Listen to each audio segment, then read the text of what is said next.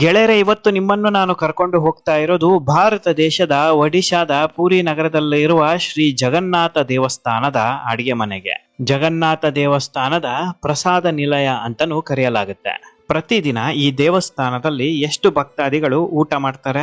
1,000, 2,000, 3,000 ಬೇಡ, 50,000 ಅಲ್ಲವೇ ಅಲ್ಲ. ಪ್ರತಿದಿನ 1,00,000ಕ್ಕೂ ಹೆಚ್ಚು ಭಕ್ತಾದಿಗಳು ಈ ದೇವಸ್ಥಾನದಲ್ಲಿ ಊಟ ಮಾಡ್ತಾರೆ.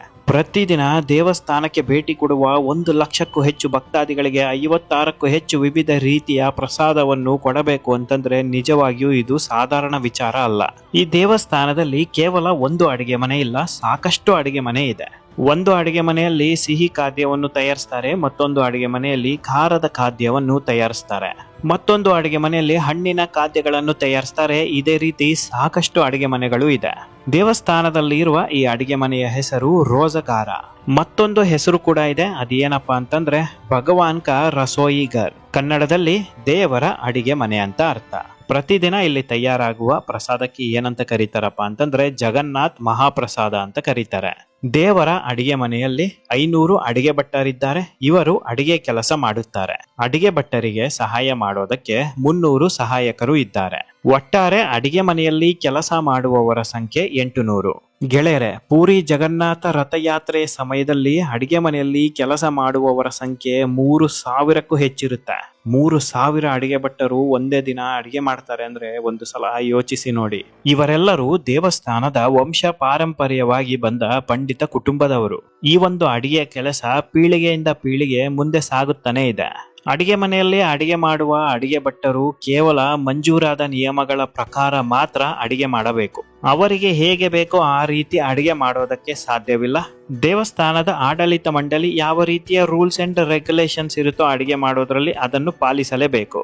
ಯಾರು ಬೇಕೋ ಅವರು ಅಡಿಗೆ ಮನೆ ಒಳಗೆ ಹೋಗೋದಕ್ಕೆ ಅವಕಾಶ ಇಲ್ಲ.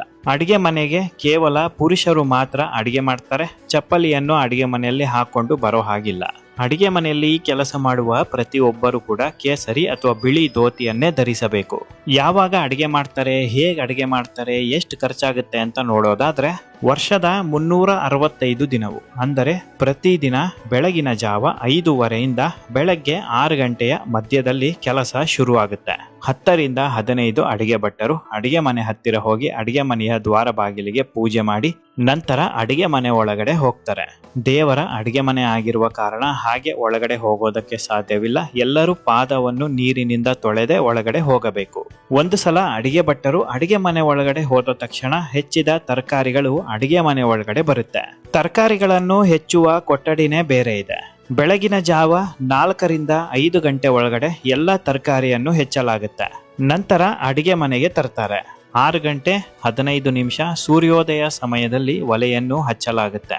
ನೀವಿನ್ನೂ ನನ್ನ official Facebook page Sudheendra Explorer ನ ಫಾಲೋ ಮಾಡಿಲ್ಲ ಅಂದ್ರೆ ಈಗಲೇ ಫಾಲೋ ಮಾಡಿ. Facebook page link description box ಅಲ್ಲಿ ಇರುತ್ತೆ, ಚೆಕ್ ಮಾಡಿ. ಈ ವಿಡಿಯೋಗೆ ಒಂದು ಲೈಕ್ ಕೊಡಿ, ಶೇರ್ ಮಾಡಿ, ಸಬ್ಸ್ಕ್ರೈಬ್ ಆಗಿ, ಬೆಲ್ ಐಕಾನ್ ಪ್ರೆಸ್ ಮಾಡೋದನ್ನ ಮರೆಯಬೇಡಿ.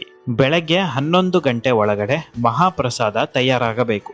ಇದನ್ನು ಸುಬಾಕ ಭೋಗ್ ಅಂತ ಕರೀತಾರೆ. ಬೆಳಗಿನ ಪ್ರಸಾದ ರೈಸ್, ದಾಲ್ಮಾ, ಕಿಚಡಿ, ಸ್ವೀಟ್ಸ್ ಮೊದಲ ಹಂತದಲ್ಲಿ ತಯಾರಾಗುತ್ತೆ. ತಯಾರಾದ ಈ ಬೆಳಗಿನ ಮಹಾಪ್ರಸಾದವನ್ನು ಮೊದಲು ಜಗನ್ನಾಥ ದೇವರಿಗೆ ನೈವೇದ್ಯಕ್ಕೆ ತಗೊಂಡು ಹೋಗ್ತಾರೆ. ನೈವೇದ್ಯ ಆದ ಮೇಲೆ ಭಕ್ತಾದಿಗಳಿಗೆ ಹಂಚುತ್ತಾರೆ. ಬೆಳಗಿನ ಪ್ರಸಾದ ಪೂರ್ಣಗೊಂಡಿದೆ. ಈಗ ಮಧ್ಯಾಹ್ನದ ಪ್ರಸಾದದ ಸರದಿ. ಮಧ್ಯಾಹ್ನ 1 ಗಂಟೆಯ ಒಳಗಡೆ ಮಧ್ಯಾಹ್ನದ ಪ್ರಸಾದ ತಯಾರಾಗಬೇಕು. ಇದಕ್ಕೆ ಮಧ್ಯಾಹ್ನ ಧೂಪಭೋಗ ಅಂತ ಕರೀತಾರೆ. ಸಾಕಷ್ಟು ವಿವಿಧ ರೀತಿಯ ಅನ್ನ, ಸಾಕಷ್ಟು ವಿವಿಧ ರೀತಿಯ ಪಲ್ಯಗಳು ಮತ್ತು ವಿಶೇಷವಾದ ವಿವಿಧ ರೀತಿಯ ಸಿಹಿಯನ್ನು ತಯಾರಿಸ್ತಾರೆ. ಗೆಳೆಯರೆ, ಮಧ್ಯಾಹ್ನದ ಊಟ ಮಾತ್ರ ಸುಮಾರು 1000ಕ್ಕೂ ಹೆಚ್ಚು ಮಣ್ಣಿನ ಮಡಿಕೆಯಲ್ಲಿ ಊಟವನ್ನು ತಯಾರಿಸ್ತಾರೆ. ಯಾಕಪ್ಪ ಅಂತಂದ್ರೆ ಸಾಕಷ್ಟು ಸಂಖ್ಯೆಯಲ್ಲಿ ಭಕ್ತಾದಿಗಳು ಮಧ್ಯಾಹ್ನ ಊಟ ಮಾಡೋದಕ್ಕೆ ಬರ್ತಾರೆ. ಸುಮಾರು 1,00,000ಕ್ಕೂ ಹೆಚ್ಚು ಭಕ್ತಾದಿಗಳು ಮಧ್ಯಾಹ್ನದ ಊಟದಲ್ಲಿ ಪ್ರತಿದಿನ ಇರ್ತಾರೆ. ಮಧ್ಯಾಹ್ನದ ಪ್ರಸಾದವನ್ನು ಸ್ವಲ್ಪ ದೊಡ್ಡ ಸಂಖ್ಯೆಯಲ್ಲೇ ತಯಾರಿಸಬೇಕು.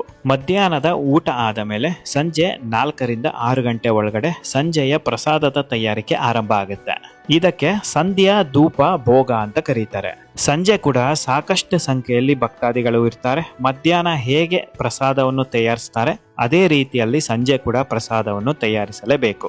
ಸಂಜೆಯ ಒಂದು ವಿಶೇಷತೆ ಏನಪ್ಪಾ ಅಂತಂದ್ರೆ ಸಾಕಷ್ಟು ವಿವಿಧ ರೀತಿಯ ಹಣ್ಣುಗಳನ್ನು ಭಕ್ತಾದಿಗಳಿಗೆ ಕೊಡ್ತಾರೆ. ಕೇವಲ ಹಣ್ಣು ಮಾತ್ರ ಅಲ್ಲ, ವಿವಿಧ ರೀತಿಯ ಮೊಸರನ್ನ ಇರುತ್ತೆ, ವಿವಿಧ ರೀತಿಯ ಪಾಯಸ ಕೂಡ ಇರುತ್ತೆ. ಪ್ರತಿದಿನ 8 ಗಂಟೆಗಳ ತನಕ ಅಡಿಗೆ ಕೆಲಸ ಇರುತ್ತೆ. ಗೆಳೆಯರೆ, ಮತ್ತೊಂದು ಇಂಟ್ರೆಸ್ಟಿಂಗ್ ವಿಚಾರ ಇದೆ. ಇದನ್ನು ಕೇಳ್ಬಿಟ್ರೆ ಖಂಡಿತ ಶಾಕ್ ಆಗಿ ಬಿಡ್ತೀರಾ. ಪ್ರತಿದಿನ 1000ದಿಂದ 2000 ಮಣ್ಣಿನ ಮಡಿಕೆಯಲ್ಲಿ ಅಡಿಗೆ ಮಾಡ್ತಾರೆ. ಆದರೆ ಈ ಮಣ್ಣಿನ ಮಡಿಕೆಗಳನ್ನು ಪ್ರತಿದಿನ ಮರುಬಳಕೆ ಮಾಡೋದಿಲ್ಲ. ಪ್ರತಿದಿನವೂ ಹೊಸ ಮಣ್ಣಿನ ಮಡಿಕೆಯಲ್ಲೇ ಅಡಿಗೆ ಮಾಡ್ತಾರೆ. ಈ ಒಂದು ವಿಚಾರ ತಿಳಿದು ನಾನು ಕೂಡ ಸ್ವತಃ ಒಂದು ಕ್ಷಣ ಶಾಕ್ ಆದೆ. ಪ್ರತಿದಿನ ಪ್ರಸಾದಕ್ಕೆ ಎಷ್ಟು ಖರ್ಚಾಗುತ್ತೆ ಅಂತ ನೋಡೋದಾದ್ರೆ 8 ಲಕ್ಷದಿಂದ 12 ಲಕ್ಷದವರೆಗೆ ಖರ್ಚಾಗುತ್ತದೆ. ರೈಸ್, ಅನ್ನಕ್ಕೆ 2 ರಿಂದ 3 ಲಕ್ಷ ಖರ್ಚಾಗುತ್ತಂತೆ. ಬೇಳೆ ಮತ್ತು ತರಕಾರಿ, ದಾಲ್ ಅಂಡ್ ವೆಜಿಟೇಬಲ್ಸ್ಗೆ 1 ರಿಂದ 2 ಲಕ್ಷ ಖರ್ಚಾಗುತ್ತೆ. ಮತ್ತು ಮಣ್ಣಿನ ಮಡಿಕೆಗೆ ಪ್ರತಿದಿನ 2 ಲಕ್ಷ ಖರ್ಚಾಗುತ್ತೆ. ತುಪ್ಪ, ಸಕ್ಕರೆ, ಹಾಲು, ಬೆಲ್ಲಕ್ಕೆ 3 ರಿಂದ 4 ಲಕ್ಷ ಖರ್ಚಾಗುತ್ತೆ. ಪ್ರತಿನಿತ್ಯದ ಅಡಿಗೆ ಖರ್ಚು 8 ರಿಂದ 12 ಲಕ್ಷ.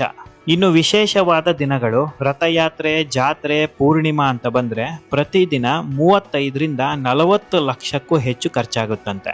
ಕೇವಲ ಅಡಿಗೆಗೆ ಇಷ್ಟೊಂದು ಖರ್ಚಾಗುತ್ತೆ. ಇನ್ನು ಸಾಕಷ್ಟು ವಿವಿಧ ರೀತಿಯಲ್ಲಿ ಆ ದೇವಸ್ಥಾನದಲ್ಲಿ ಖರ್ಚುಗಳು ಇರುತ್ತೆ. ಕೆಲಸ ಮಾಡುವ ಕೆಲಸಗಾರರಿಗೆ ಸಂಬಳ ಕೊಡಬೇಕು, ದೇವಸ್ಥಾನದ ಮೇಂಟೆನೆನ್ಸ್ಗೆ ದುಡ್ಡಿಡಬೇಕು, ಸಂಘ ಸಂಸ್ಥೆಗಳು ಟ್ರಸ್ಟ್ಗಳು ಎಲ್ಲದಕ್ಕೂ ದುಡ್ಡು ಕೊಡಬೇಕು. ಪ್ರತಿದಿನ ಅದೆಷ್ಟು ದುಡ್ಡು ಖರ್ಚಾಗುತ್ತೆ ಅಂತ ಜಗನ್ನಾಥ ದೇವರಿಗೆ ಮಾತ್ರ ಗೊತ್ತಿದೆ.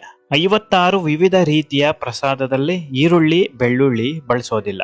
ಪುರಿ ಜಗನ್ನಾಥ ದೇವಸ್ಥಾನದಲ್ಲಿ ತಯಾರಿಸುವ 56 ವಿವಿಧ ರೀತಿಯ ಪ್ರಸಾದಗಳು ಯಾವ್ದ್ಯಾವ್ದು ಅಂತ ಹೇಳಲಿಲ್ಲ ಅಂದ್ರೆ ವಿಡಿಯೋ ಅರ್ಥಪೂರ್ಣ ಆಗುತ್ತೆ. ಇದನ್ನು ಕೂಡ ಹೇಳಿಬಿಡ್ತೇನೆ. ಸಾದಾ ಅನ್ನ ಅಂದರೆ ಬಿಳಿ ಅನ್ನ, ಗೀ ಅನ್ನ, ತುಪ್ಪದ ಜೊತೆ ಬೆರೆಸಿರುವ ಅನ್ನ. 3ನೇಯದ್ದು ಕನಿಕ, ತುಪ್ಪ, ಸಕ್ಕರೆ, ಅನ್ನ ಬೆರೆಸಿರುವ ಒಂದು ಪ್ರಸಾದ. 4ನೇಯದ್ದು ಅನ್ನದ ಕಿಚಡಿ. 5ನೇದ್ದು ತಾಲಿ ಕಿಚಡಿ, ಜೀರಾ ಮತ್ತು ಪೆಪ್ಪರ್ ಹಾಕಿ ಮಾಡಿರುವ ಒಂದು ಕಿಚಡಿ. 6ನೇದ್ದು ದಹಿ ಪಕಲ, ನೀರ್ ಅನ್ನದ ಜೊತೆ ಮೊಸರು ಮಿಕ್ಸ್ ಆಗಿರುವ ಒಂದು ಪ್ರಸಾದ. ಮಿಠಾಯಿ ಪಕಲ, ನೀರು, ಅನ್ನ ಮತ್ತು ಸಕ್ಕರೆ. 8ನೇಯದ್ದು ಆದಾ ಪಕಲ, ನೀರು, ಅನ್ನ ಇದ್ರ ಜೊತೆ ಮಿಕ್ಸ್ ಆಗಿರುವ ತುರಿದಿರುವ ಒಂದು ಶುಂಠಿ.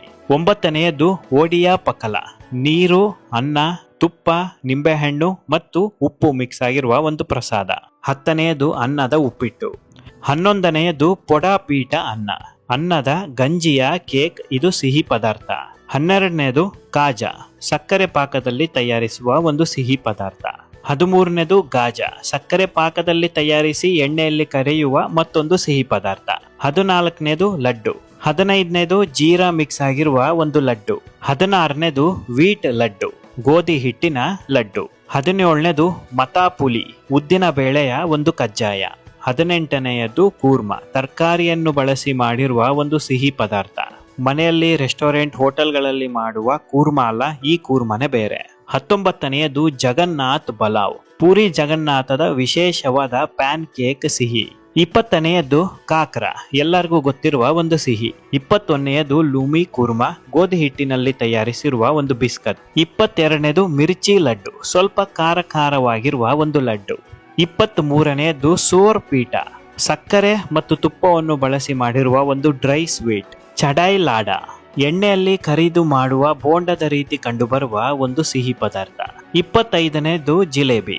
26ನೇದು ಕಾಜು ಬರ್ಫಿ.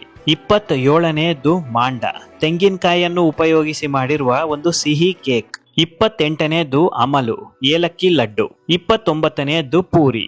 30ನೇದು ಲುಚ್ಚಿ ಪರೋಟ. 31ನೇದು ದಹಿ ಬಾರ, ಮೊಸರು ಮತ್ತು ಹುರಿದಿರುವ ಉದ್ದಿನ ಬೇಳೆಯನ್ನು ಸೇರಿಸಿ ತಯಾರಿಸುವ ಒಂದು ಪ್ರಸಾದ. 32ನೇದು ಅಕ್ಕಿ ಶಾವಿಗೆ. 33ನೇದು ಗೋಧಿ ಶಾವಿಗೆ. 34ನೇದು ರೈಸ್ ಕೇಕ್. 35ನೇದು ತುಪ್ಪದಲ್ಲಿ ಮಾಡಿರುವ ಒಂದು ಕೇಕ್, ಗೀ ಕೇಕ್. 36ನೇದು ಕೀರಿ, ಹಾಲು ಶಾವಿಗೆ ಬಳಸಿ ಮಾಡಿರುವ ಒಂದು ಪಾಯಸ.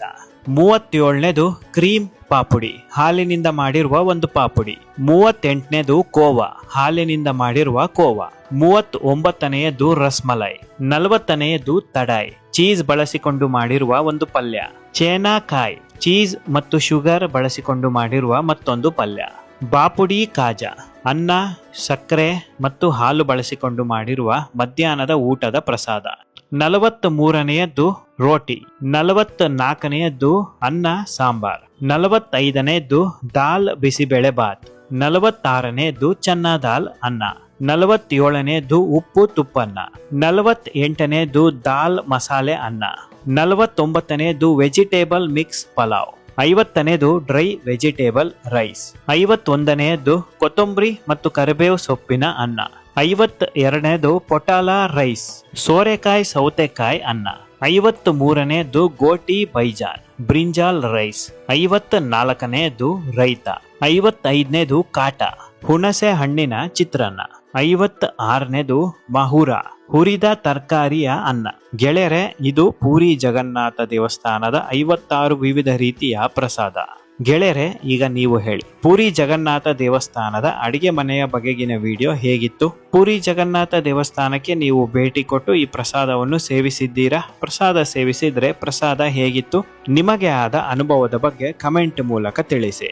ನನ್ನ official Facebook page Sudheendra Explorer ನ ಫಾಲೋ ಮಾಡಿಲ್ಲ ಅಂದ್ರೆ ಈಗಲೇ ಫಾಲೋ ಮಾಡಿ. Facebook page link description box ಅಲ್ಲಿ ಇರುತ್ತೆ. ನಿಮ್ಮ ಅಮೂಲ್ಯವಾದ ಸಮಯವನ್ನು ಖರ್ಚು ಮಾಡಿ ನನ್ನ ವಿಡಿಯೋ ನೋಡಿದ್ದಕ್ಕಾಗಿ ನನ್ನ ಹೃದಯಪೂರ್ವಕ ಧನ್ಯವಾದಗಳು.